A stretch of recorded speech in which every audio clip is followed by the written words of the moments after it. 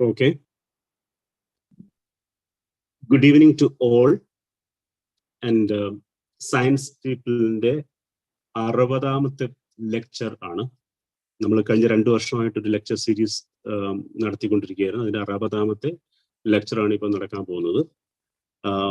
Science പീപ്പിളിനെ കുറിച്ച് 2 വാക്ക് പറയാം. Science people എന്നൊരു ശാസ്ത്രത്തെ ജനങ്ങളിലേക്ക് എത്തിക്കാനുള്ള ഒരു കൂട്ടം ആളുകളുടെ പ്രയത്നത്തിന്റെ ഭാഗമായി ഉണ്ടാക്കിയാണിത്. അപ്പം ഓൺലൈനിൽ നമ്മൾ കഴിഞ്ഞ 2 വർഷമായിട്ട് ഒരു ഒട്ടനവധി ശാസ്ത്രസംബന്ധമായ കാര്യങ്ങൾ ചർച്ച ചെയ്യുകയുണ്ടായിട്ടുണ്ട്. ഇതിന്റെ ഇന്നത്തെ 60ാമത്തെ ലെക്ചർ ചെയ്യാൻ പോകുന്നത് ഡോക്ടർ കെ മുരളീധരൻ ആണ്.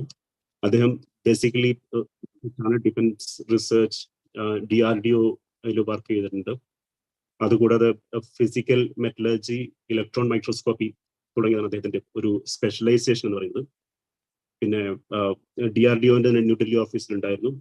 CSIRന്റെ സെൻട്രൽ ഗ്ലാസ് ആൻഡ് സിറാമിക് ഇൻസ്റ്റിറ്റ്യൂട്ടിലായിരുന്നു അവസാനം ജോലി ചെയ്തിരുന്നത്. പക്ഷെ ഇതൊന്നുമല്ല ഇന്നത്തെ ചർച്ചയുടെ പ്രധാന വിഷയം എന്നത്. നമുക്കെല്ലാം അറിയാം, INS വിക്രാന്ത് ഇന്ത്യയുടെ ഇൻഡിജിനസ് എയർക്രാഫ്റ്റ് കാരിയർ ഇന്ത്യ തന്നെ ഡെവലപ്പ് ചെയ്യുന്നുണ്ട്. അപ്പൊ എയർക്രാഫ്റ്റ് ഡെവലപ്മെന്റിന്റെ ഏറ്റവും പ്രധാനപ്പെട്ട ഒരു ചാലഞ്ച് എന്ന് പറയുന്നത് അത് ഉണ്ടാക്കാൻ ഉപയോഗിക്കുന്ന ലോഹം എന്നതാണ്. ഇരുമ്പ് കൊണ്ട് ഉണ്ടാക്കുന്നതാണ് കപ്പൽ. അപ്പൊ എന്താണ് ഈ ഇരുമ്പിന്റെ പ്രത്യേകത? എന്തുകൊണ്ടാണ് കപ്പൽ ഉണ്ടാക്കാൻ സ്പെഷ്യൽ ആയിട്ടുള്ള ഇരുമ്പിന്റെ ആവശ്യം എന്താണ്? ഇത്തരത്തിലുള്ള ഇരുമ്പ് അല്ലെങ്കിൽ ഉരുക്ക് ഉണ്ടാക്കാനുള്ള ചാലഞ്ചുകൾ എന്തെല്ലാം ആയിരുന്നു? ഇതിനെക്കുറിച്ചുള്ള ഒരു ശാസ്ത്രീയമായിട്ടുള്ള ഒരു അവലോകനമാണ് ഈ ലെക്ചറിൽ ഡോക്ടർ കെ മുരളീധരൻ നടത്താൻ പോകുന്നത്. വളരെ താല്പര്യമുള്ള ഒരു വിഷയമാണ്. അപ്പം അതുകൊണ്ട് over to doctor Muralidharan. You can start now. Thank you so much.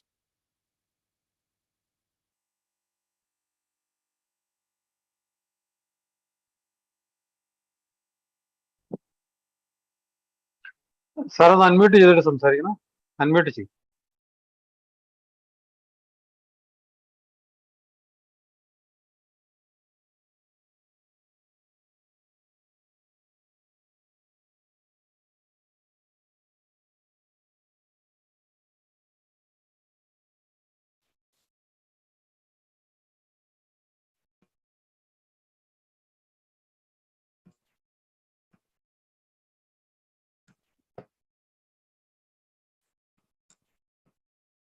Are you able to see my screen?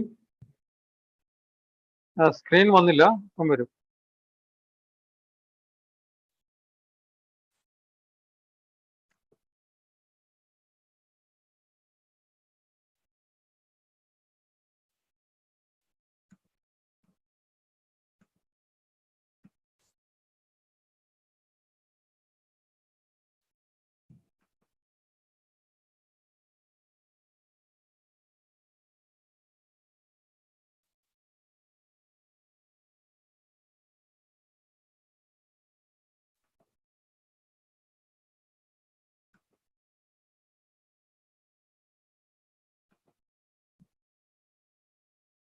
I'm rejoining.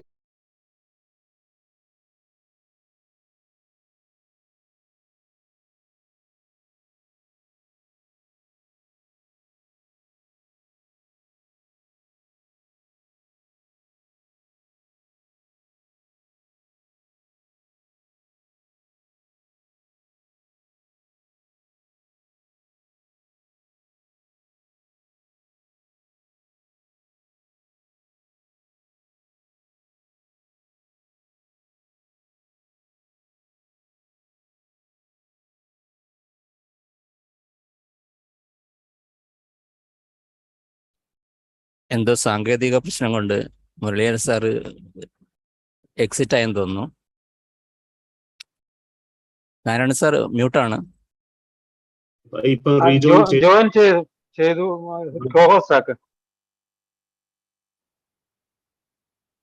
Join ചെയ്തിട്ടുണ്ട്. കോഹോസ്റ്റ് ആക്കണം.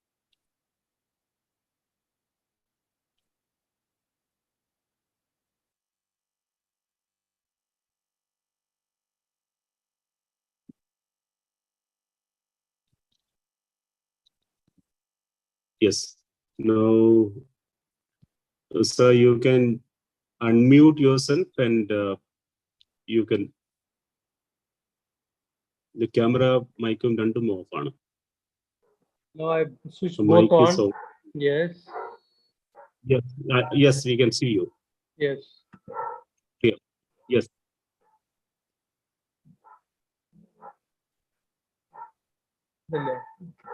Yeah. Yes, we can see you. Yes. Now I to share the screen. Please, you can share it also. Now you last time you guided me with this. Share. Yes, got it. Yes, yes, Yeah. yes, yes, Yeah. yes. We got it. Now you have to go to the desktop and share your PDF. The file which you want to share. Yes, that's it. Open it. Okay. You have viewed for it full screen.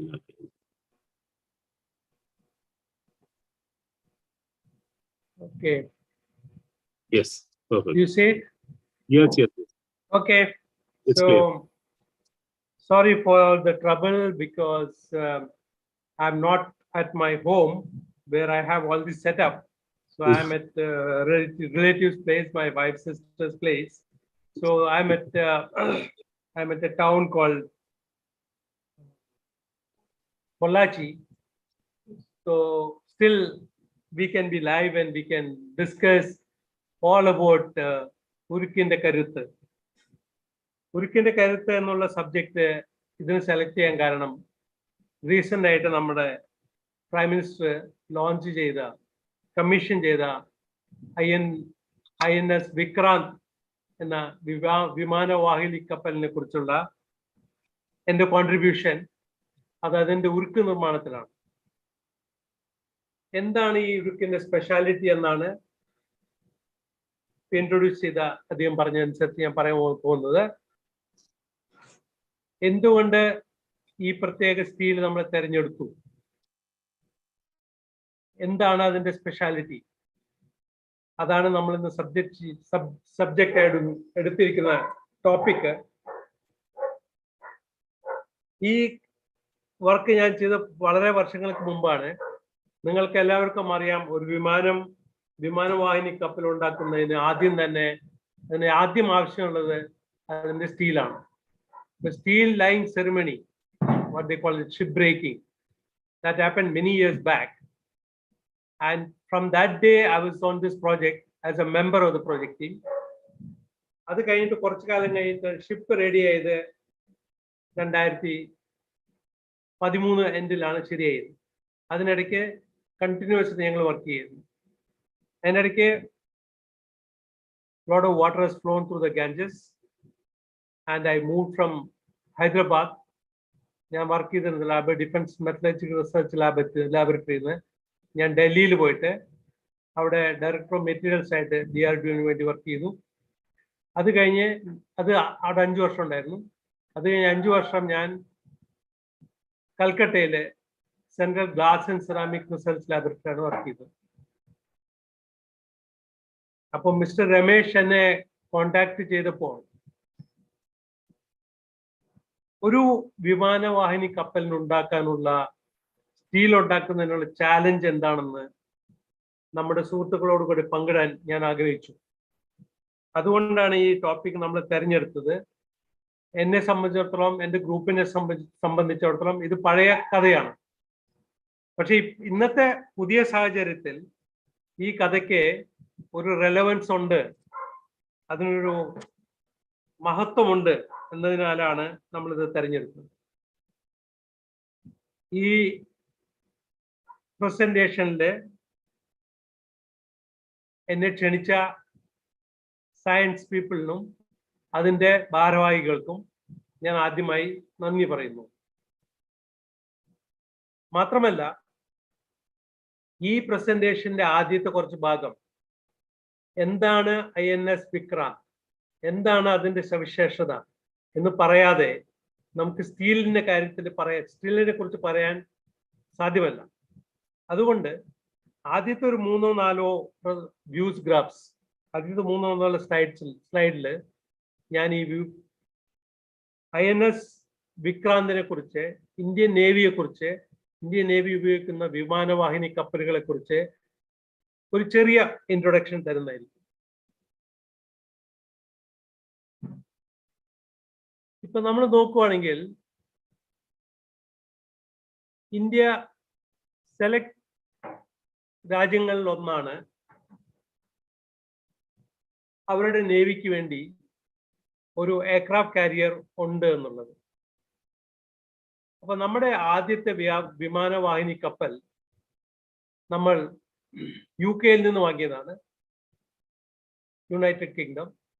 അതിന്റെ പേര് അവരുടെ പേര് Hercules എന്നായിരുന്നു. അത് because Armstrong എന്നുള്ള company ഉണ്ടാക്കിയതാണ്. അത് നമ്മൾ വാങ്ങി.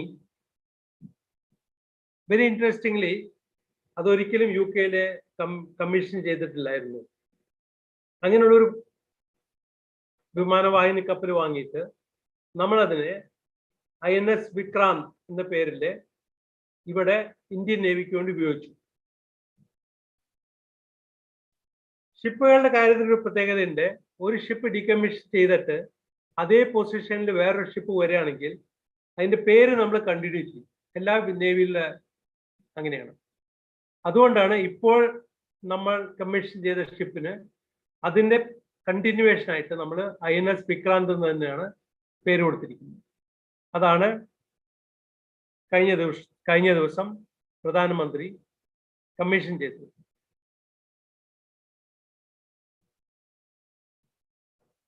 ഈ INS വിക്രാന്ത് നമ്മളെ സംബന്ധിച്ചിടത്തോളം ഒരു വലിയ ഹീറോ ആണ്.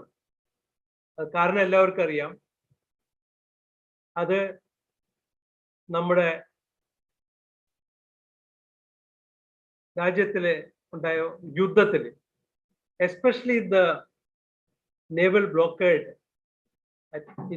ഓഫ് ഈസ്റ്റ് പാകിസ്ഥാൻ എന്ന് വെച്ചാൽ നമ്മുടെ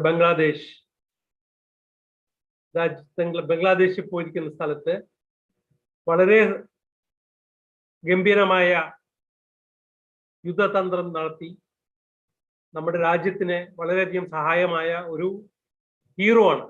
it's a hero of India. It was called INS Vikrant. And അതിന്റെ പിക്ചറാണ് ഇവിടെ കാണിച്ചിരിക്കുന്നത്. അത് എന്ത് പറ്റിയെന്ന് വെച്ചാൽ അതിനെ നമുക്ക് ഡീകമ്മീഷൻ ചെയ്യേണ്ടി വന്നു. അത് കുറെ കാലമായി. അതിനെക്കുറിച്ച് മറ്റ് സ്റ്റോറികളൊക്കെ നമ്മൾ വായിച്ചു കാണും, കേട്ട് കാണും. അതിനെ പാകിസ്ഥാനെ സബ്മറൈൻ മുക്കിക്കളഞ്ഞെന്നോ ഒക്കെ പറയുന്നുണ്ട്. നമുക്ക് ആ ഡീറ്റെയിൽസ് ഒന്നും പോകേണ്ട ആവശ്യമില്ല.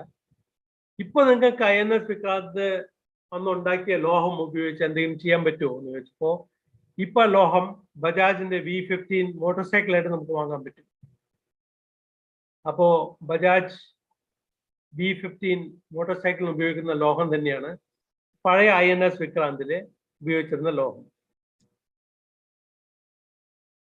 ഈ INS വിക്രാന്തിന് അന്ന് അതിന് പേര് R11 എന്നായിരുന്നു. അത് 2014-15 നമ്മൾ സ്ക്രാപ്പ് ചെയ്തത്. എന്നിട്ട് അത് ഇപ്പോ മോട്ടോർ സൈക്കിളിന് ലോക്കായി വാങ്ങിയിട്ടുണ്ട്. ഞാൻ മുമ്പ് പറഞ്ഞ പോലെ നേവിയിലെ ഒരു ഷിപ്പും ഒരിക്കലും ഇല്ലാതാവില്ല. അതുകൊണ്ട് പുതിയതായിട്ട് നമ്മൾ ഉണ്ടാക്കിയ INS Vikrant, which was originally named Indigenous aircraft carrier, തദ്ദേശീയമായി ഇന്ത്യ ആദ്യം വികസിപ്പിച്ചെടുത്ത വിമാനവാഹിനി കപ്പലായ അതിന് IAC എന്ന് വെച്ചാൽ ഇൻഡിജിനസ് എയർക്രാഫ്റ്റ് കാരിയർ 1 എന്നാണ് പേരിട്ടിരിക്കുന്നത്. അതിന്റെ പ്രത്യേകത എന്താണെന്ന് വെച്ചാൽ പൂർണ്ണമായും കൊച്ചിൻ ഷിപ്പ്യാർഡിൽ ഉണ്ടാക്കിയതാണ്. കൊച്ചിൻ ഷിപ്പ്യാർഡ് നിങ്ങൾക്ക് എത്ര പേർക്ക് അറിയുമെന്ന് അറിയില്ല. കൊച്ചിൻ ഷിപ്പ്യാർഡ് കണ്ടെയ്നേഴ്സ് ഒക്കെ ഉണ്ടാക്കിയിരുന്നുള്ളൂ, ഷിപ്പ് ഉണ്ടാക്കിയിരുന്നില്ല. പ്രത്യേകിച്ച് വിമാനവാഹി കപ്പൽ ഇതുവരെ ഉണ്ടാക്കിയിട്ടില്ല. അപ്പോ INS വിക്രാന്തിന്റെ പണിയും കൊച്ചിൻ ഷിപ്പ്യാർഡിനെ സംബന്ധിച്ചോളം ഒരു നാഴികക്കല്ലാണ്. അവര് ആദ്യമായി വികസിപ്പിച്ച് ഇന്ത്യൻ നേവിക്ക് കൈമാറിയ ആ കപ്പലാണ് നമ്മളിപ്പോൾ 2022 കമ്മീഷൻ ചെയ്തത്. അപ്പൊ many first in this, there are many first for DRDO also. So this then tells you what PM Modi said during the commissioning of the aircraft carrier. The picture of the aircraft carrier when it was commissioned, just before commissioning, that picture is shown here. നിങ്ങൾക്ക് കാണാൻ പറ്റും ഇതിലിപ്പോ ഇവിടെ 3-4 aircrafts ഇവിടെ ഉണ്ട്, ഇപ്പുറത്തൊരു 3-4 aircrafts ഉണ്ട്. അപ്പൊ മൊത്തം ഇതിൽ 32 എയർക്രാഫ്റ്റ്സ് ഈ ഡെക്കിൽ നിന്ന് ടേക്ക് ഓഫ് ചെയ്യാൻ പറ്റും. ഈ സർക്കുലറായിട്ട് കാണുന്ന ഏരിയാസ് അവിടെ ഹെലികോപ്റ്ററിൽ സ്റ്റോർ ചെയ്യാനും ലാൻഡ് ചെയ്യാനും പറ്റുന്ന സ്ഥലമാണ്. 2 റൺവേ ഉണ്ട്. You can either use this runway here or the runway at an angle to that, maybe around 15 degrees to that.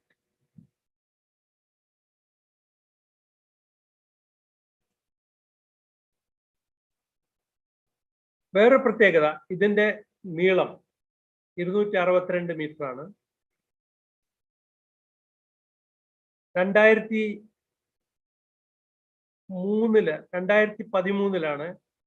ഇതിന്റെ ലോഞ്ചിങ് നടന്നു. എന്ന് പറഞ്ഞാൽ ഷിപ്പ് ഉണ്ടാക്കി കഴിഞ്ഞിട്ട് അത് നേവിക്ക് കൊടുക്കുന്നതിന് മുമ്പ് മറ്റ് രാജ്യങ്ങളിൽ പോയി അതിന്റെ സീ ട്രയൽസ് ഒക്കെ നടത്തി. പ്രത്യേകത എന്താണെന്ന് വെച്ചാൽ നമ്മളെ സംബന്ധിച്ചിടത്തോളം only A handful of nation, തെരഞ്ഞെടുത്ത ചില രാജ്യങ്ങൾക്ക് മാത്രമേ സ്വന്തമായി മാനുഫാക്ചർ ചെയ്യാനും ഓപ്പറേറ്റ് ചെയ്യാനുള്ള എയർക്രാഫ്റ്റ് ഓപ്പറേറ്റ് ചെയ്യാനും മാനുഫാക്ചറിങ് ചെയ്യാനുള്ള കേപ്പബിലിറ്റി ഉള്ളൂ. അതിൽ ജോയിൻ ചെയ്തിരിക്കുകയാണ് ഇന്ത്യ ഇപ്പോൾ. ഈ INS വിക്രാന്തിന്റെ കമ്മീഷനോട് കൂടെ.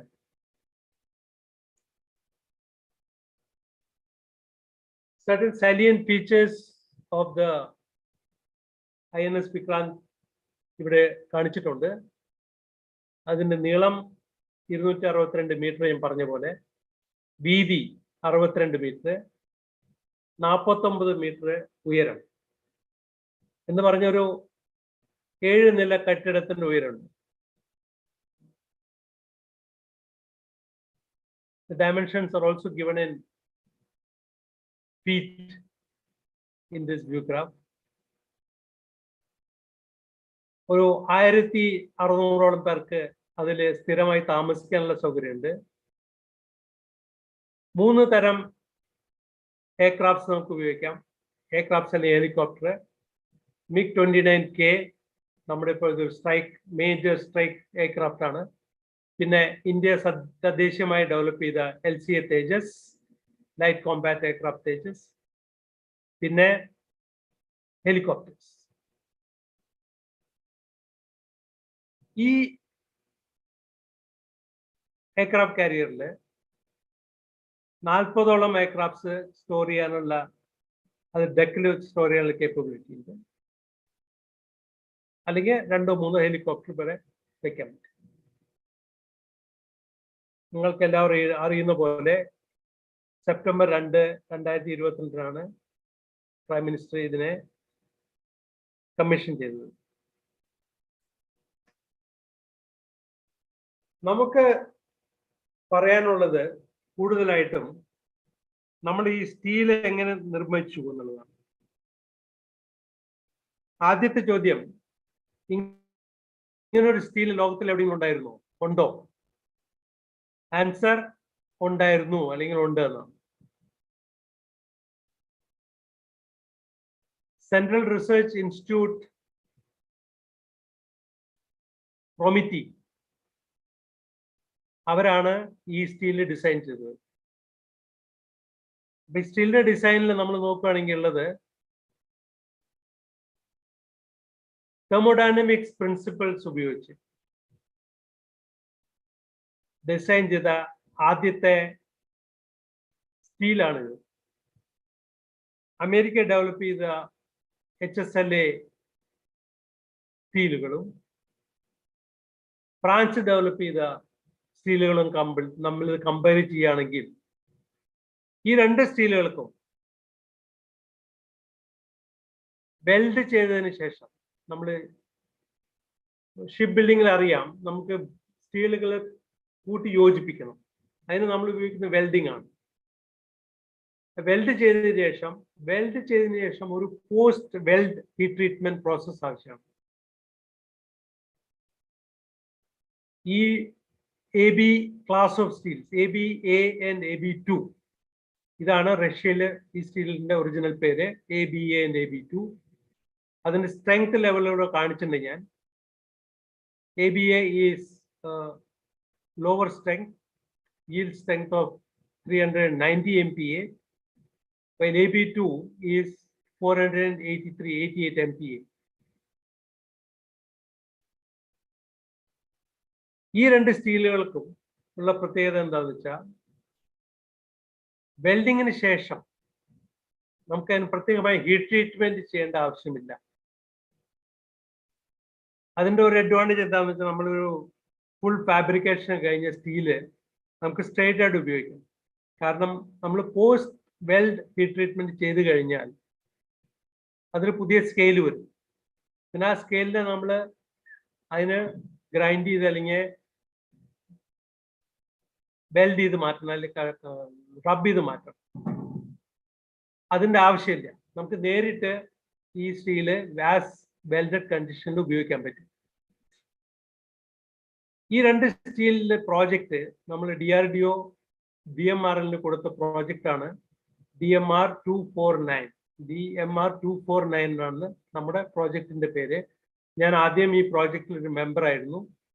പിന്നെ ഈ പ്രോജക്റ്റിന്റെ അവസാന കാലത്ത് ഞാൻ അതിന്റെ പ്രോജക്ട് ലീഡറായിരുന്നു. അപ്പൊ ABA steel which is 390 MPa strength, അതിന് നമ്മൾ കൊടുത്ത പേര് DMR 249A. അതേസമയം കുറച്ചുകൂടി സ്ട്രെങ്ത് കൂടുതലുള്ള AB2 സ്റ്റീലിന് DMR 49B സ്റ്റീൽ. ഈ രണ്ട് സ്റ്റീലുകൾ ഉപയോഗിച്ച് നമ്മൾ ഉണ്ടാക്കിയത് പ്ലേറ്റ്സ് ആണ്. പ്ലേറ്റ്സ് നമ്മൾ ഉണ്ടാക്കിയത് ഇന്ത്യൻ സ്റ്റീൽ പ്ലാന്റ്സിലാണ്. പറയുകയാണെങ്കിൽ ബിലായ്, റൗർക്കെല ആൻഡ് ബൊക്കാറോ, ഈ 3 സ്റ്റീൽ പ്ലാന്റാണ് മെയിൻ ആയിട്ട് നമ്മൾ ഈ സ്റ്റീൽ ഉണ്ടാക്കിയത്. അപ്പോൾ നിങ്ങൾക്ക് ചോദിക്കാം, ഇതിൽ DMRL എന്താ ജോലി? നമ്മൾ സ്റ്റീലിന്റെ ടെക്നോളജി നമുക്ക് CRISM പ്രൊമിത്തിന്ന് കിട്ടി. അത് ഉണ്ടാക്കാനുള്ള ഫെസിലിറ്റീസ് സെയിലിന്റെ കയ്യിലുണ്ട്. അപ്പൊ DMRL എന്ത് ചെയ്തു? അവിടെയാണ് ചോദ്യം. അതാണ് എൻ്റെ ഇന്നത്തെ സബ്ജക്റ്റ്. നമ്മളെപ്പോഴും ഏത് രാജ്യത്ത് നിന്നും ടെക്നോളജി വാങ്ങുമ്പോൾ അവരുടെ ലേറ്റസ്റ്റ് ടെക്നോളജി ആരും കൊടുക്കാറില്ല. അത് തന്നെയാണ് ഇവിടെയും സംഭവിച്ചത്. റഷ്യ നമുക്ക് ലേറ്റസ്റ്റ് ടെക്നോളജി അല്ല തന്നത്, അവർ പണ്ടുണ്ടാക്കിയ ടെക്നോളജിയാണ് നമുക്ക് തന്നത്. നിങ്ങൾക്കറിയാം, നമ്മുടെ ഷിപ്പിന്റെ വർക്ക് 2000 കൂടി തുടങ്ങിയതാണ്. അപ്പൊ അന്നുള്ള എക്സിസ്റ്റിംഗ് ടെക്നോളജിയാണ് നമുക്ക് തന്നത്. അത് സ്റ്റീൽ അവർ കംപ്ലീറ്റ് ആയിട്ട് ഡെവലപ്പ് ചെയ്തു. എന്നിട്ട് അവർ പറഞ്ഞു, ഈ TOT ടെക്നോളജി ട്രാൻസ്ഫർ എഗ്രിമെന്റ് ഇന്ത്യയിലെ ഏത് സ്റ്റീൽ പ്ലാന്റിലും ഉണ്ടാക്കാനുള്ള പെർമിഷൻ ഈ ടെക്നോളജി ട്രാൻസ്ഫർ എഗ്രിമെന്റോട് കൂടി ഇന്ത്യൻ നേവിക്ക് കൈവശം വന്നു. അപ്പൊ എന്താ, ഈ സ്റ്റീൽ ഉണ്ടാക്കാൻ സർവതന്ത്രമായ സ്വാതന്ത്ര്യം നമുക്ക് കിട്ടി. അതിന് ആകെ ഒരു കണ്ടീഷൻ ഉണ്ടായിരുന്നത്, നമ്മള് റഷ്യ ഉണ്ടാക്കിയ സ്റ്റീൽ ഉണ്ടാക്കിയ പ്രോസസ്സിൽ നിന്ന് നമ്മൾ മാറുകയാണെങ്കിൽ, വ്യതിചലിക്കുകയാണെങ്കിൽ, നമ്മൾ പ്രൊമിത്തിയുടെ അനുവാദത്തോടു കൂടി ചെയ്യാൻ പാടുള്ളൂ. അവിടെയാണ് DMRLന്റെ റോൾ. DMRL എന്ത് ചെയ്തു? DMRL നമ്മുടെ സ്റ്റീൽ പ്ലാന്റുകളുടെ കേപ്പബിലിറ്റി, നമുക്ക് ആവശ്യമുള്ള സ്റ്റീൽ പ്ലാന്റുകളുടെ ശേഷി കണ്ടുപിടിച്ചു. റഷ്യക്കാര് എങ്ങനെ ഉണ്ടാക്കിയെന്ന് നമ്മൾ അതുമായിട്ട് കമ്പയർ ചെയ്തു. അപ്പൊ നമ്മൾ നോക്കുകയാണെങ്കിൽ റഷ്യയിലെ മില്ലൊക്കെ വലിയ മില്ലുകളാണ്. വലിയ വലിയ മില്ലുകളാണ്. അതുപോലുള്ള മില്ല് നമുക്ക് ഇന്ത്യയിലില്ല. അവരുടെ പോലെ നമുക്ക് അത്രയും ഇഫക്റ്റീവായിട്ട് ഹീറ്റ് ട്രീറ്റ്മെന്റ് ചെയ്യാനുള്ള കേപ്പബിലിറ്റി നമുക്കില്ല. ഏത് സ്റ്റീലും നമ്മൾ ഉണ്ടാക്കി കഴിഞ്ഞാൽ ഹീറ്റ് ട്രീറ്റ്മെന്റ് എന്നുള്ള ട്രീറ്റ്മെന്റ് ഉണ്ട്. അതിനുള്ള കേപ്പബിലിറ്റി നമുക്കില്ല. അപ്പൊ നമ്മൾ ചെയ്തത് എന്താണെന്ന് വെച്ചാൽ, we said, can we make the steel as per the facilities available in our Indian steel plants? അപ്പൊ ആ ടെക്നോളജി, നമുക്ക് കിട്ടിയ ടെക്നോളജി നമ്മൾ അഡാപ്റ്റ് ചെയ്യണം. While adapting, as I told you, we have to take the Russians along. The Russians should agree to what we are doing.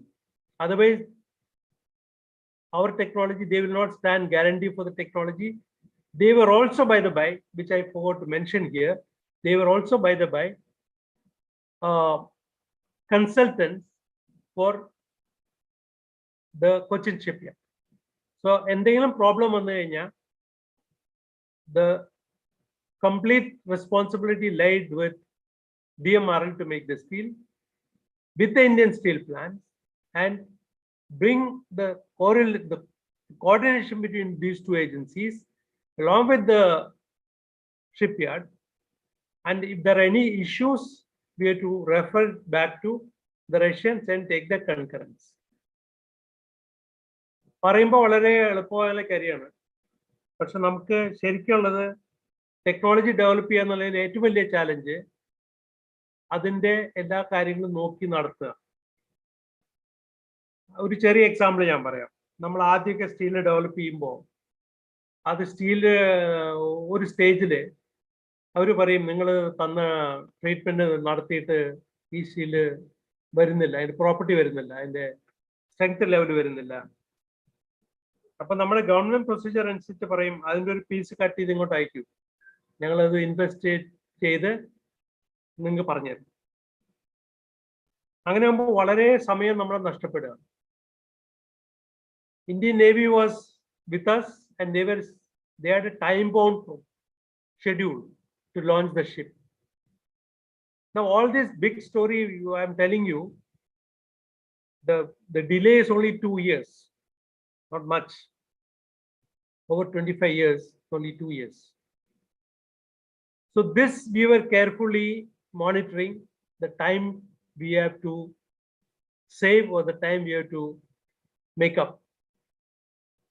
So as scientists, we were running to the steel plants and doing all our experiments in the steel plant and giving remedies or rectification procedure.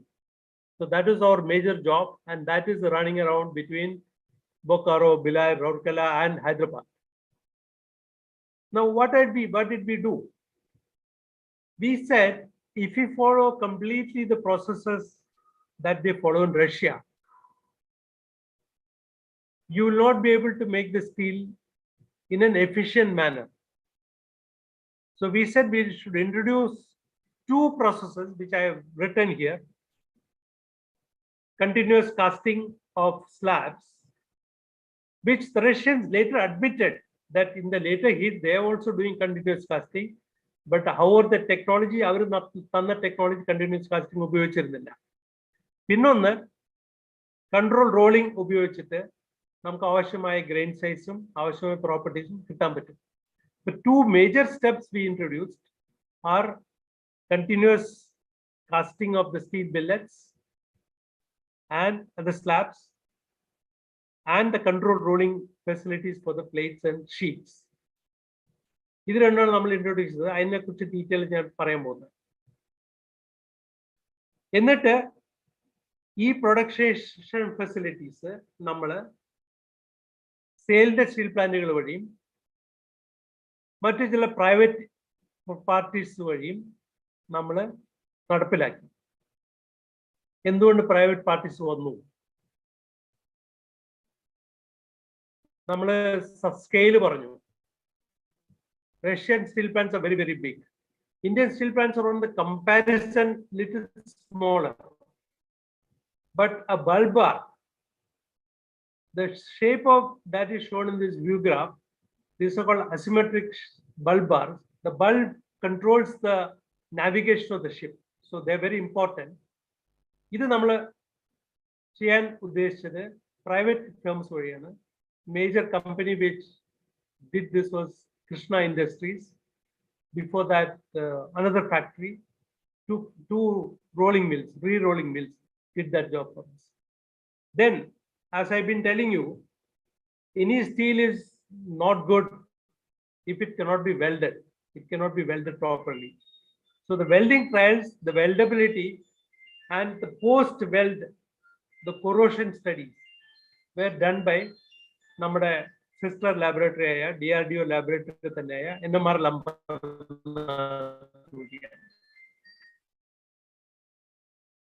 അത് കഴിഞ്ഞ് ഈ രണ്ട് steel നമ്മൾ Indian നേവിക്ക് വേണ്ടി aircraft indigenous aircraft കാരിയറിൽ ഉപയോഗിച്ചു. അത് DMR 249 NA steel ഉപയോഗിച്ച് നമ്മൾ അതിന്റെ ഹൾ ഉണ്ടാക്കി. ഹൾ എന്ന് വെച്ചാൽ the ship as you see, then the flight deck on which the aircraft lands and takes off. അത് ഉണ്ടാക്കിയത് നമ്മൾ DMR 249B വെച്ചിട്ടാണ്. എന്ന് മാത്രമായില്ല, ജോലി തീർന്നില്ല. ഈ നമ്മൾ ഉണ്ടാക്കിയ കംപ്ലീറ്റ് മെറ്റീരിയൽസ് അതുണ്ടാക്കാനുള്ള പ്രോസസ്, സ്റ്റീൽ പ്ലാന്റുകളുടെ പ്രോസസ്സ്, ഈ പ്രൈവറ്റ് കമ്പനിയിലെ പ്രോസസ്സ്, NMRL ഉപയോഗിക്കുന്ന വെൽഡബിലിറ്റിക്കുള്ള പ്രോസസ്സ്, കൊറോഷൻ സ്റ്റഡീസിനുള്ള പ്രോസസ്, ഈ പ്രോസസ് എല്ലാം സർട്ടിഫൈ ചെയ്യണം.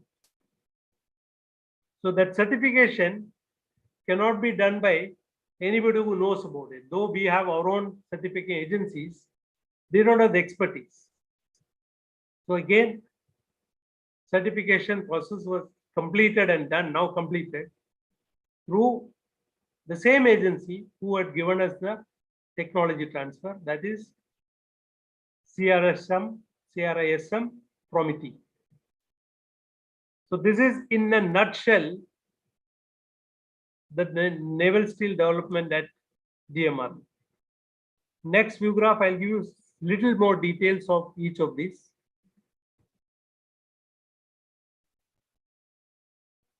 So what I'm saying here is we successfully indigenized. We use the word indigenization. Indigenize the production of ABA and AB2 steels from technologies which were available to us from the Russians, and the indigenous versions are given this name as I've given you already.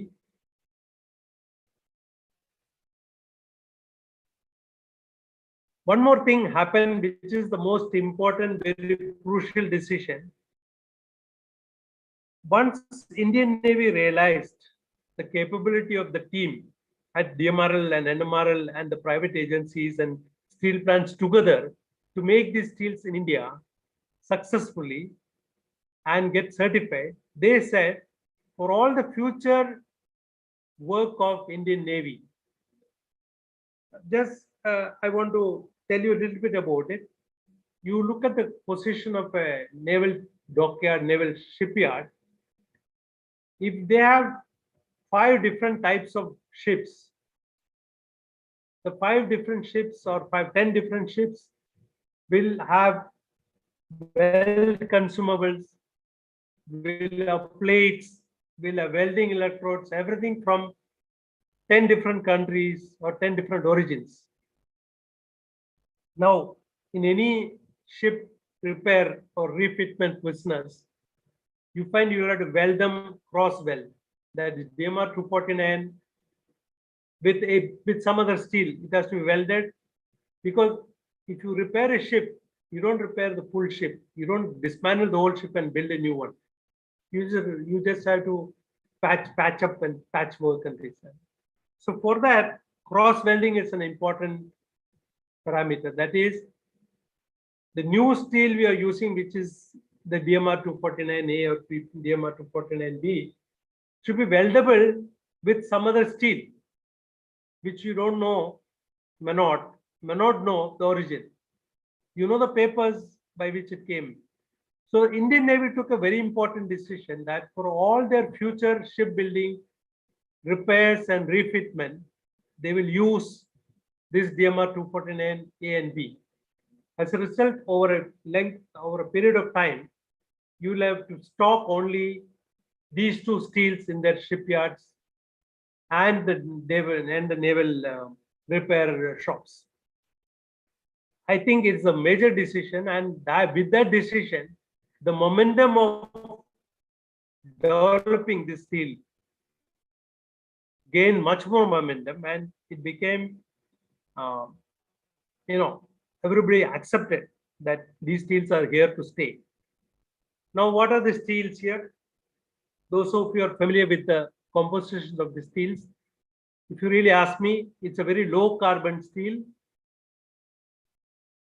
Steel, as you know, is different from iron. It's a highly purified version of iron.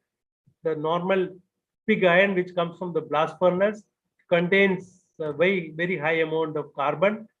Here, the carbon level is 0.08% to 0.11%. That is low carbon. So that is one reason why the steel is highly weldable, and it is corrosion resistant too. And you have to make sure the steel properties are assured at lower temperatures, sub-zero temperatures, like Charpy,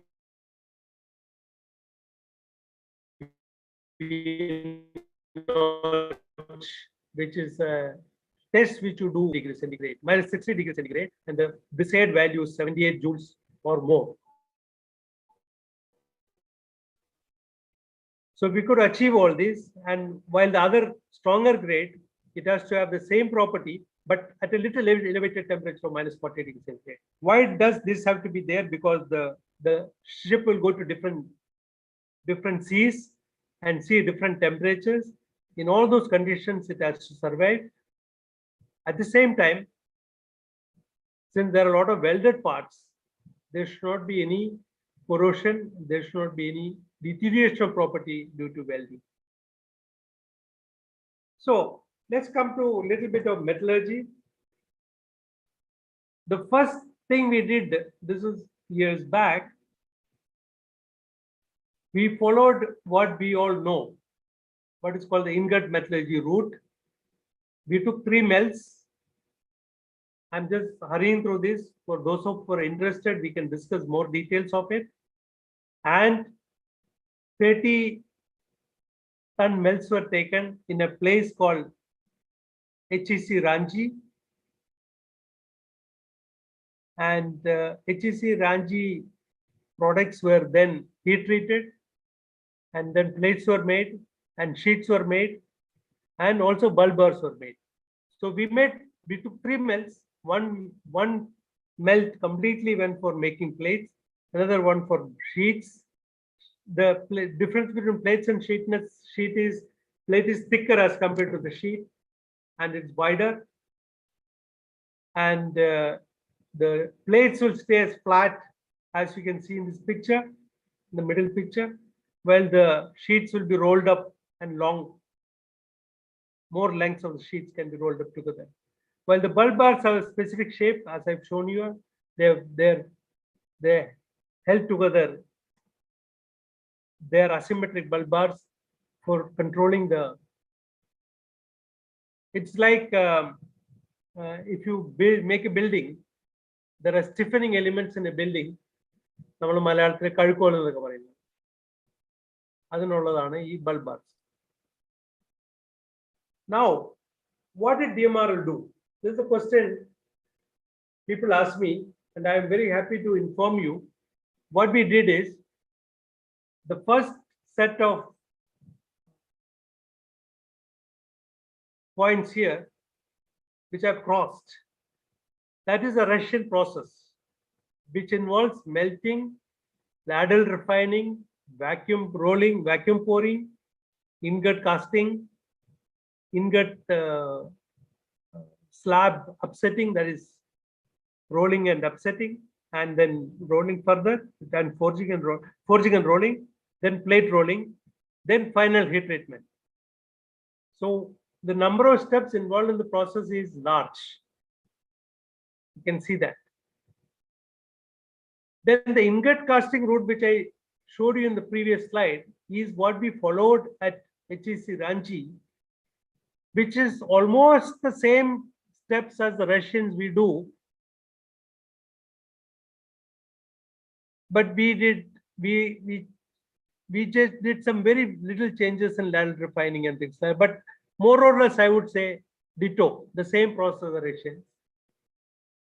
But when we came to making DMR 249A for the plates for the aircraft carrier, we said we'll increase the melt capacity. We made it 100 ton melts, and we did ladle refining by a process called VAD. Okay, so there's one change. Then we continuously cast by continuous casting process, which all of you know, as a roll steel is being made, it goes through the continuous casting process and gets into plates. Now, thereby what happened is this long process of heating, reheating is avoided. The same melt is made and is continuously converted into slabs, plates. Slabs and slabs are rolled into plates, all in one motion, one go. So the number of steps are lower, the number of steps are lower, and the time taken is far less. So we made the Russian grade ABA amenable to continuous slab casting process and plate roll milling straight away. The next slide you can see a continuous cast process in this view graph, where the ladle metal is poured through a ladle, which is shown here, into a continuous caster. Then it's straight away rolled through a bent set of rolls into the final rolling mill. And here you can see a mill in which it's coming out. The first thing we did is we introduced the continuous casting, and far less loss due to cutting, and because every time you cast an ingot, the top portion of the ingot has to be discarded. So the yield increased phenomenally. So large amount of yield was applicable. Then the other process we introduced is, while rolling, you roll the sheet to plate to some extent, then you hold it for some time for recrystallization to take place in the steel. Then you finish roll it. So hold during the cold, that is, you control the process of deformation in the rolling process. Now, both these processes are inexpensive as compared to the previous process. The yields are much better, and you have better control over the final product. And the other thing we did was, which is for the AB, I'll come to this later. We'll go back and go to this. Okay. So then we found the cost-effective routes. Then I want to tell you a story that happened after about when we were about 3/4 down the timeline in terms of supply of plates to the Indian shipyard at Kochi. They said the cost of this steel when imported is some X dollars, say X dollars. They said unless your entire cost of production happens to be either less or equal to that, they will not adopt this steel, because they still have CRISM Promethi to supply the steel for them. So it was a crucial decision for us to make sure that we meet these two challenges of cost and also the continuous casting, and acceptable. It has to be acceptable to them also. So we were succeeded because we brought the cost down, where the sale also made a major contribution, because at the same time, the Navy decided to use this steel for their future repairs and refitments. So they said, even if we don't make much in one project, one heat, since they have a large order on their hand, they will be able to recover the cost when you make steel for a considerable amount, for less considerable amount of size. So the order-wise, it became acceptable to the sale, where we also played a role, where the technology is from us. And the Russians also accepted that our process of continuous casting and control rolling. As a result, we could then say that what process we followed in ABA, which is DMR 214NA, whether we could do that for the AB2 steel also, that is the higher grade steel, DMR 214NB. But however, we found that that still requires to be heat treated, because you have to develop a certain particular microstructure. So for development of the microstructure can only be done if you do oil quench and temper. So, and again application, again one modification we did is, instead of using water quenching, the water quenching makes the steel plates wrapping. So wrapping is avoided. We did oil quenching, and then we did water quenching and followed by water quench and tempering. So two process modifications we did, and the comparison is given over here.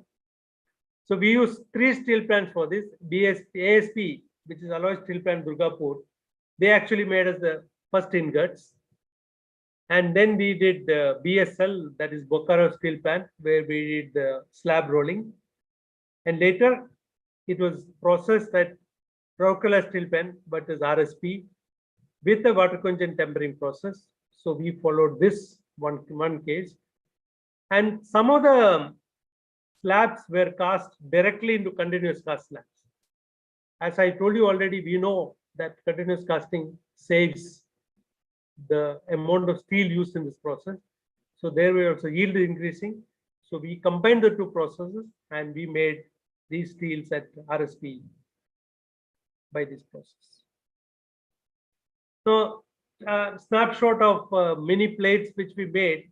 Now, mind you, all these DMR 249 plates, B plates were used on the flight deck. So the requirements are stringent, the quality requirement is higher, and we needed to meet the particular size of length and width. They needed 2,500 mm wide plates of 9-meter length. So very happily we produced these at Rourkela Steel Plant. Very happy we supplied all of them. And we successfully completed some large number of plates. I think 1,400 nearly 1,500 ton plates were supplied. Then, and we followed all the ASTM standards. Now, one thing I didn't forget to tell you is that Russians use the GOES specifications, and in India, to tell people to follow GOES, it's impossible. So we said we'll use ASTM specifications. So we used all ASTM specifications, and the flatness and waviness requirements were all met. And the Russians came and inspected all these plates and and they also agreed to the processes we use of using ASTM specifications. And I still remember one very old lady from Russia came as an expert, and I was trying to explain to her how we followed all these processes, and she told me she actually wrote the ASTM specification. So that is a good moment for me, because the person who wrote the ASTM specifications was the person who was helping us clear these plates.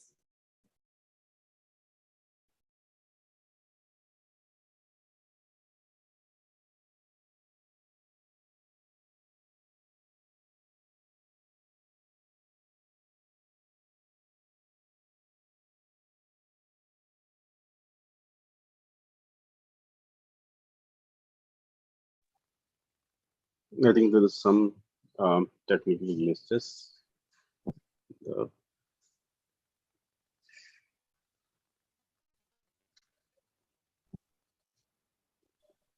Okay. Disconnect. Yeah, he got disconnected. He was almost on the last slide.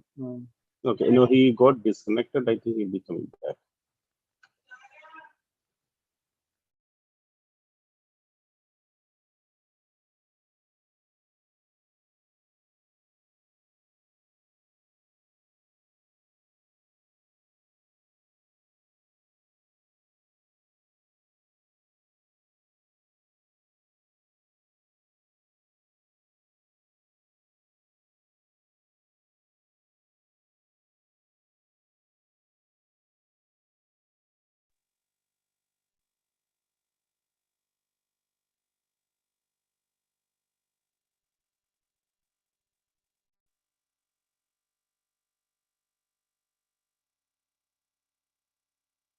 got disconnected, it seems.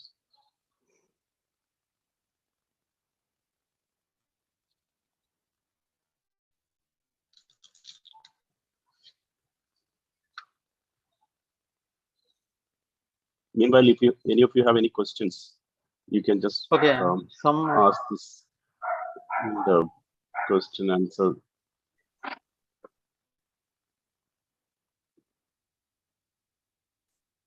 You can put it in the chat box.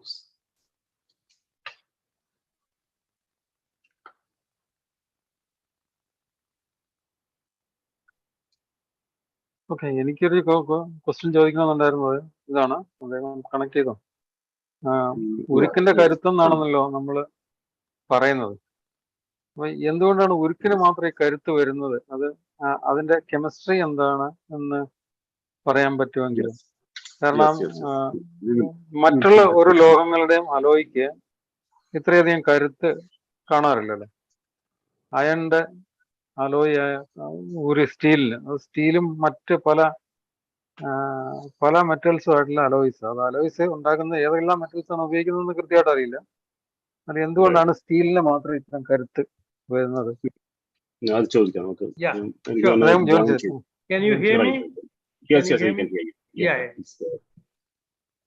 There are steel അല്ലാതെ മറ്റ് പല മെറ്റൽസിനും ഇതിലും strength ഉള്ളതുണ്ട്. ഞാനൊരു കാര്യം ഞാൻ പറയാൻ വിട്ടതായിരിക്കാം, ഇടയ്ക്ക് പറഞ്ഞത് എനിക്ക് ഓർമ്മയില്ല. നമുക്ക് ഈ സ്റ്റീല് ഇതിന്റെ വിലയും കൂടെ കൺസിഡർ ചെയ്യണം. ഇത്ര ക്വാണ്ടിറ്റി വേണം. പേക്കാപ്പ് കാരിയറിന് ഉണ്ടാക്കിയ സ്റ്റീലിന്റെ ക്വാണ്ടിറ്റി നോക്കുകയാണെങ്കിൽ അത്രയും ക്വാണ്ടിറ്റി അലുമിനിയം നമുക്കില്ല. ആ അലുമിനിയത്തിന് സ്ട്രെങ്ത് എത്തൂല്ല. If you consider 3-4 metals which are available in the periodic table, bulk quantity നമുക്ക് സ്റ്റീലേ പറ്റുള്ളൂ. അതുകൊണ്ടാണ് എത്രയും ചീപ്പ് ആവും വേണം. സ്ട്രെങ്ത് ഉള്ള അലോയ്സ് ഏത് മെറ്റലിന്റെ ആണല്ലോ? ടങ്സ്റ്റൺ എന്നൊക്കെ പറഞ്ഞ് ടങ്സ്റ്റൺ ഉണ്ട്, പക്ഷെ ടങ്സ്റ്റന്റെ ഒക്കെ അവൈലബിലിറ്റി വളരെ കുറവാണ്. നമ്മളിപ്പോ അബൻഡൻസ് നോക്കുകയാണെങ്കിൽ iron abundance is third in the periodic table, in the third in Earth's crust. Titanium is highly abundant. ടൈറ്റാനിയത്തിന് വില സ്റ്റീലിനെ കമ്പയർ ചെയ്ത് നോക്കുകയാണെങ്കിൽ ഒരു 10-15 മടങ്ങുണ്ടായി. അലുമിനിയാണ് പിന്നെയുള്ള അബൻഡന്റ് ഉള്ള അലുമിനിയാണ്. പക്ഷെ അലുമിനിയത്തിന് സ്ട്രെങ്ത് വരില്ല. പിന്നെ മെൽറ്റിംഗ് പോയിന്റ് അലുമിനിയത്തിന് കുറവാണല്ലോ, 667 degrees only. അപ്പോ melting point, abundance and availability and cost, 4 consideration.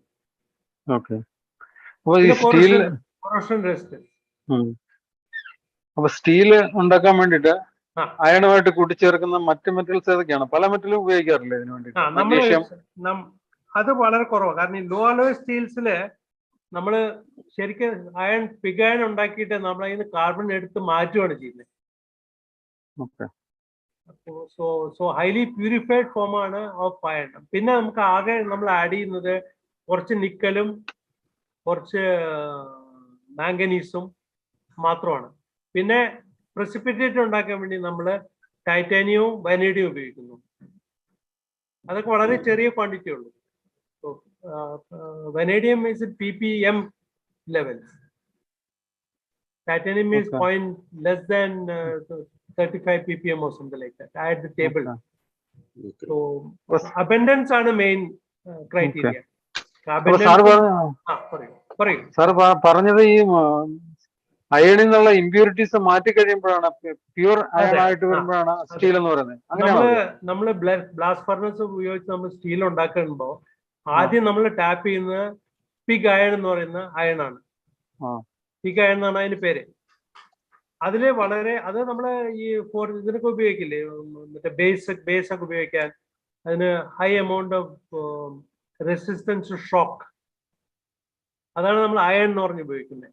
അതിൽ നിന്ന് നമ്മൾ കാർബൺ എടുത്ത് മാറ്റിയിട്ടാണ് സ്റ്റീൽ ആക്കുന്നത്.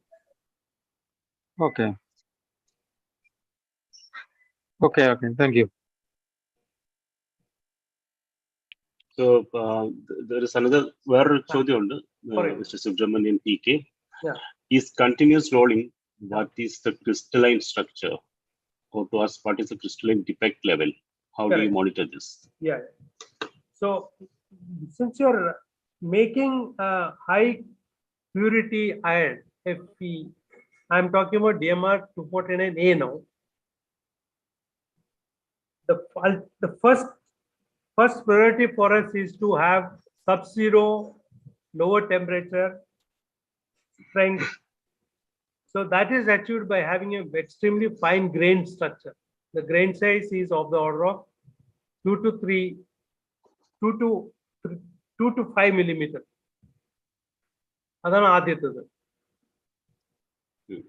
ചോദ്യം ഒന്നുകൂടെ പറയൂ, എനിക്ക് പെട്ടെന്ന് മറന്നു. Crystalline structure is defects in the steel. When it's extremely fine grain, there are large number of grain boundaries. The main defect you say is the boundary defects. So the grain boundary number goes up. So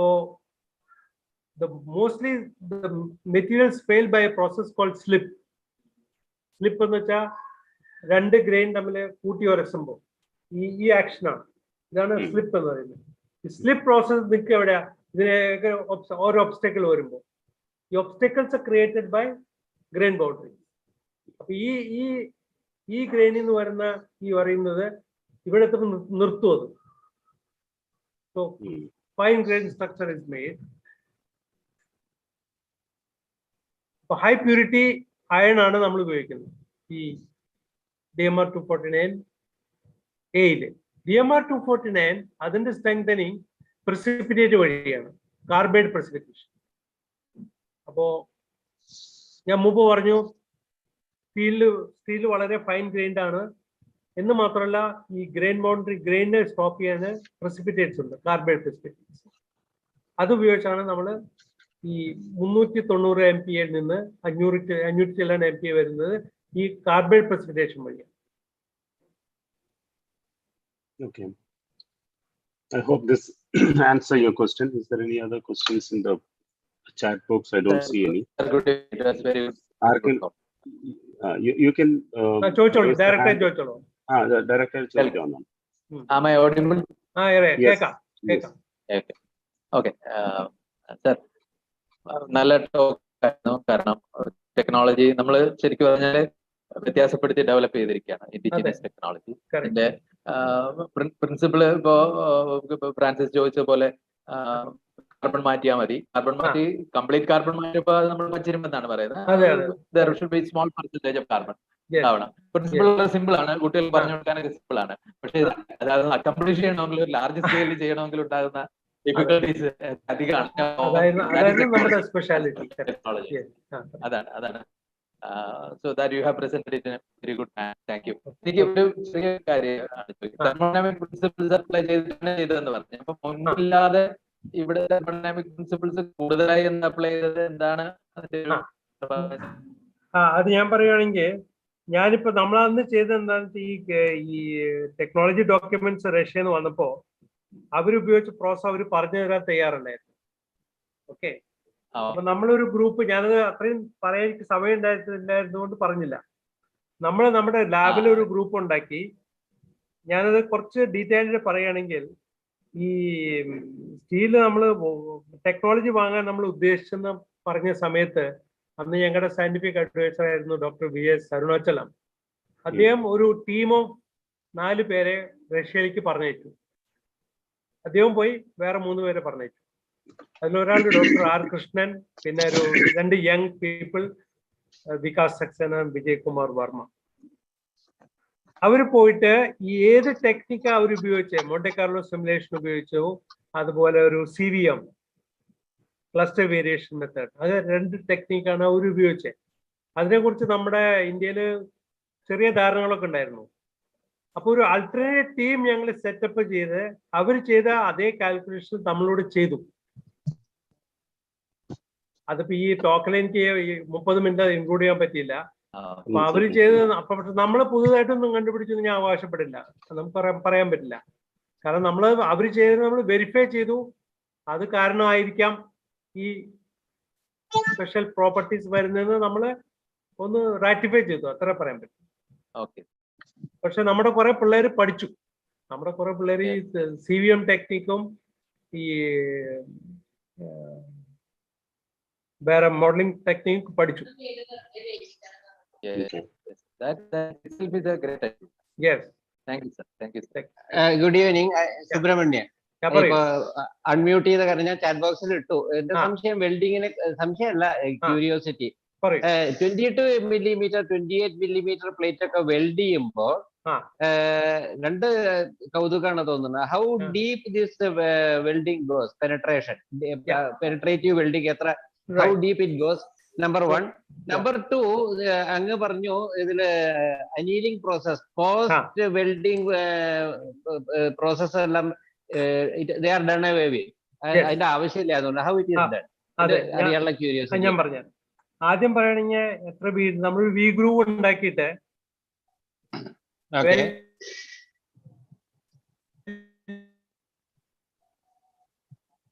hello മൾട്ടിപാസ് welding മുമ്പ് weld ചെയ്തപ്പോഴും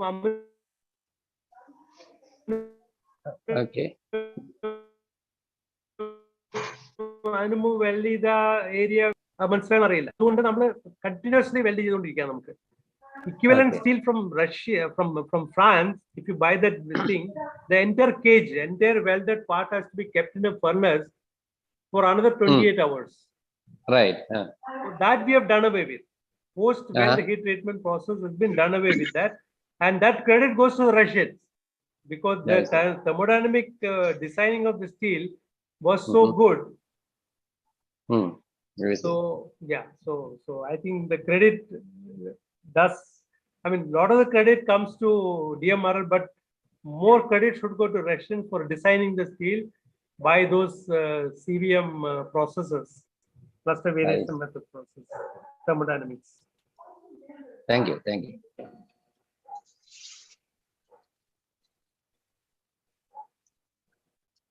ഇനിയും ചോദ്യങ്ങളുണ്ടെങ്കിൽ ചോദിക്കാവുന്നതാണ്, directly ചോദിക്കാവുന്നതാണ്.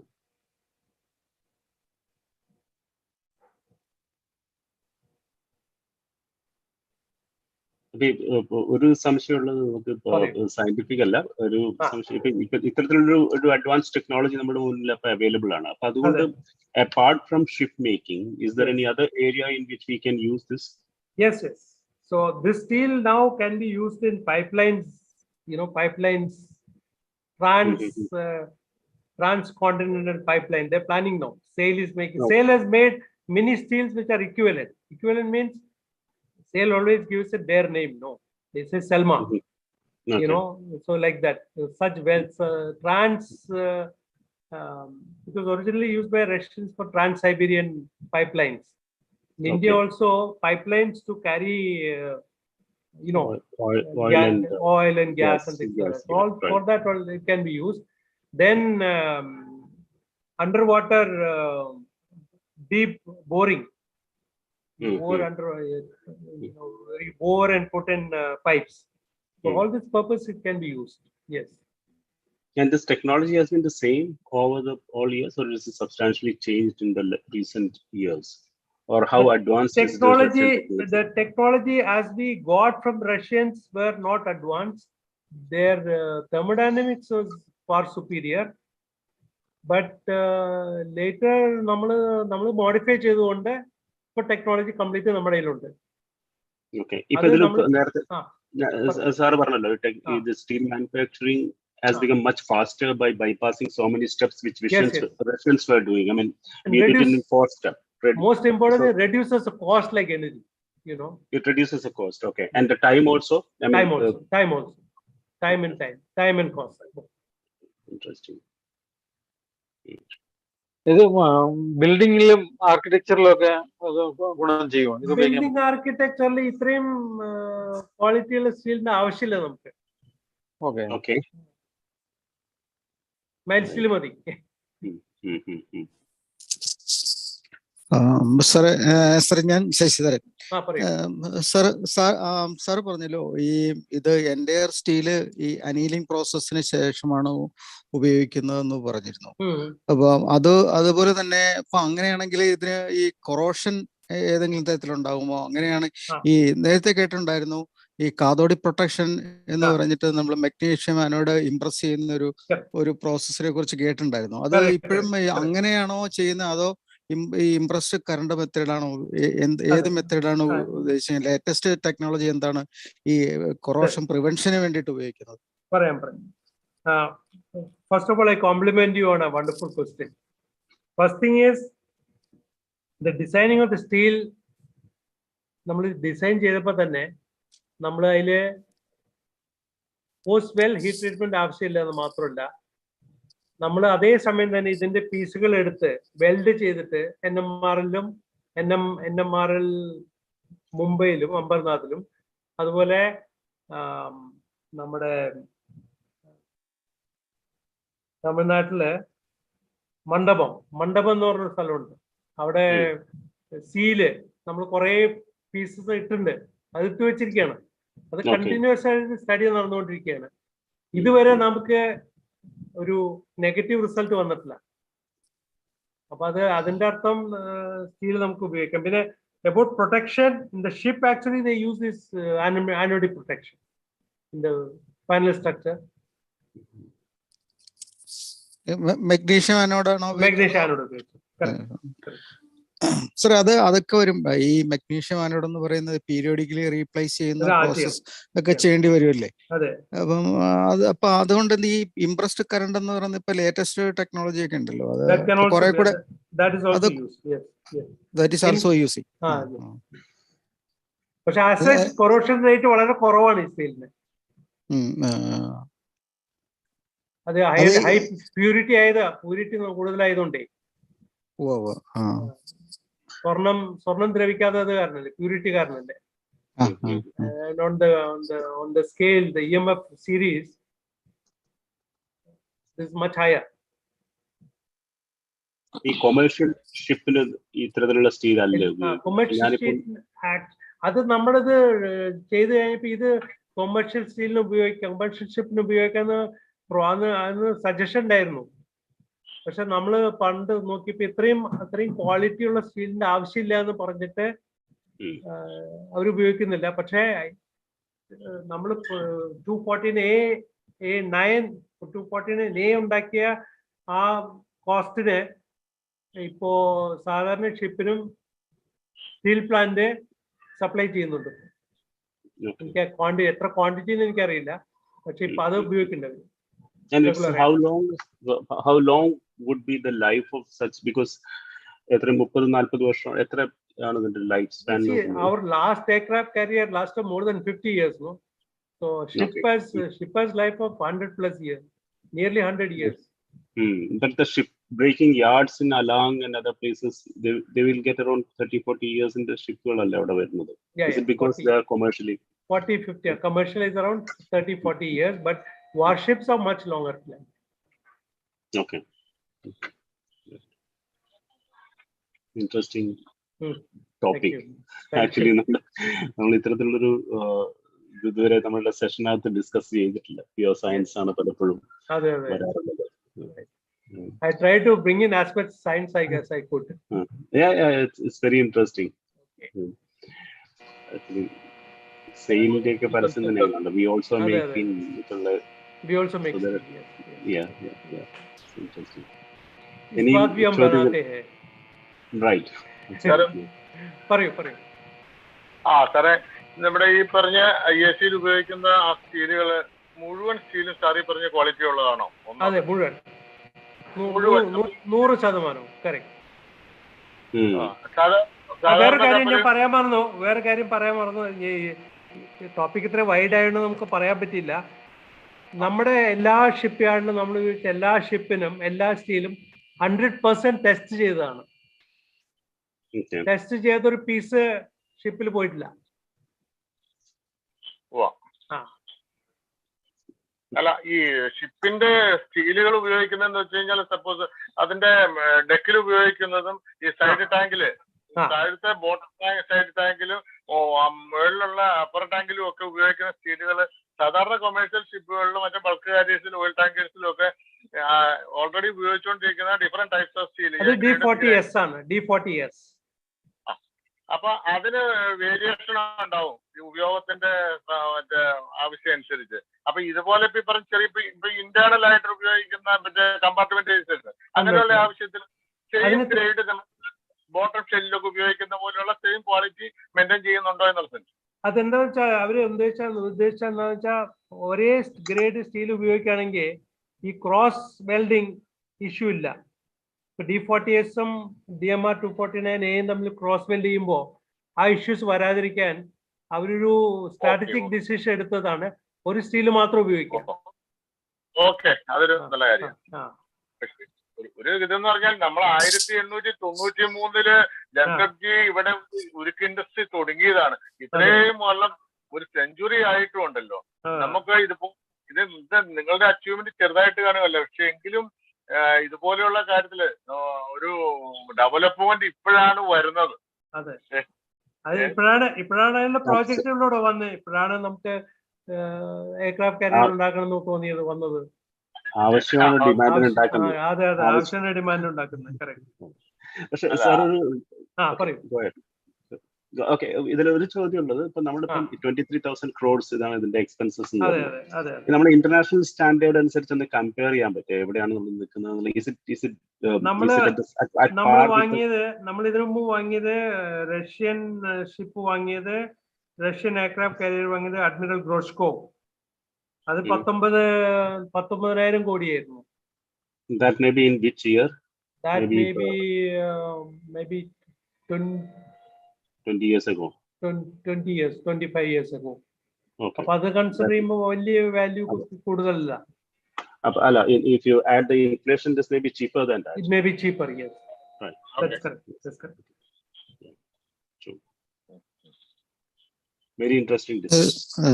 Sir, ഇതിന്റെ വാൾ thickness എത്രയായിരിക്കും? ഈ body thickness എന്ന് പറയുന്ന സ്റ്റീൽ ഞാൻ പറയുകയാണെങ്കിൽ വാൾ തിക്നെസ് നമ്മൾ എയർക്രാഫ്റ്റ് കാരിയറിൽ ഉപയോഗിക്കുന്ന ഷിപ്പില് കമ്പാർട്ട്മെന്റ്സ് ഉണ്ടാക്കാൻ ഉപയോഗിക്കുന്ന 3.15 മില്ലിമീറ്റർ ആണ് ഈ കമ്പാർട്ട്മെന്റ് ഒക്കെ ഉള്ള സ്റ്റീലിന്റെ തിക്നെസ്. ഈ എഞ്ചിൻ ഹൗസ് അങ്ങനെയുള്ള സാധനങ്ങളൊക്കെ ഉണ്ടാക്കാനായിട്ട്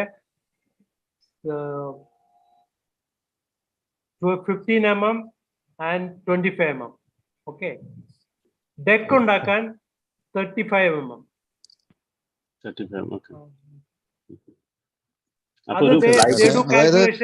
അപ്പൊ ഒരു 1 ഇഞ്ച് വരെ 25 mm എന്ന് വെച്ചാൽ 1 ഇഞ്ച് തിക്നെസ് വരെ വരുന്നുണ്ട്. അല്ല, ഈ പുറത്തെ ഈ ഷെൽ എന്ന് പറയുന്നത് 1 ഇഞ്ച് തിക്നെസ്സേ ഉള്ളൂ. ഷെല്ലല്ല, ഷെല്ല് അതിൽ കുറവാണ്. ഷെല്ലിന് വളരെ കുറവാണ്. Shell 15 mm, I think 15 mm. ഞാൻ ആദ്യം 3.15 mm എന്ന് പറഞ്ഞത് മറ്റേ കമ്പാർട്ട്മെന്റിന്റെ ഉള്ളിൽ റൂമുകളൊക്കെ ഡിവൈഡ്. അത് തൊട്ട് ഷെല്ലിന്റെ thickness 7.8 mm in one internal ones.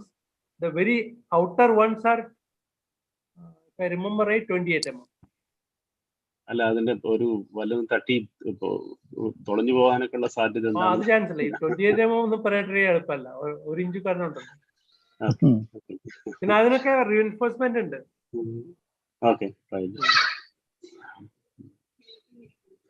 Interesting. അല്ല, നമ്മൾ സാധാരണക്കാരന്റെ സംശയമാണ് ഇത്രയും തിക്നെസ് കുറഞ്ഞൊരു സാധനത്തിന് വല്ല ആണിയൊക്കെ എത്തിക്കഴിഞ്ഞാൽ ഓട്ടയെ പോലെ വെള്ളം കയറില്ലെന്ന് ചോദിക്കും. അതില്ല അല്ലേ? Okay. 7:30. Okay. So, any more questions? Illegal, we'll just wind it up. Yeah. A very, absolutely very interesting. If anybody has questions, you can mail it to me. Right. Yeah. So I think I'll request somebody to share my email. I think Ramesh has my email. So, sure. We will put it in the group and anyone wants this. Yeah, sure. Okay. So, thank you so much for this. Thank you. Interesting Thank you very much. evening. Yeah. And, discussing it. വളരെ സന്തോഷം. Thank you. Email ഞാൻ ഗ്രൂപ്പിൽ ഇടാം. ശരി. Thank you sir. Okay. Thank you. Bye-bye. Okay. So we will close the session right now. So Okay. if you want to stay back, you can stay, and otherwise, officially the session is over now. Our Thank wife you so says we have to go somewhere. So we'll do that. Okay. That's wonderful. ശരി എന്നാ. Okay. Okay. കാണാം. Yeah. Okay, Bye-bye. thank you.